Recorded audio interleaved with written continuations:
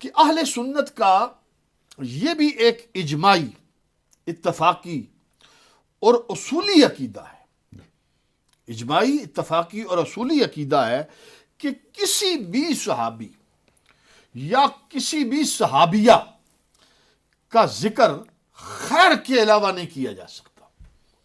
یہ اہل سنت کا عقیدہ ہے.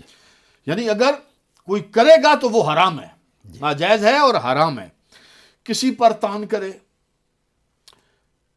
ہٹ کرے، طنز کرے اور ان کا مقام و مرتبہ سے انہیں نیچے دکھانے کی کوشش کرے، یہ عمل جو ہے اہل سنت کے منہج، اہل سنت کے معمول، اہل سنت کے مزاج، اہل سنت کے نظریے، اہل سنت کے فکر کے بالکل خلاف. بے شک. ٹھیک ہے یہ بات. بے شک.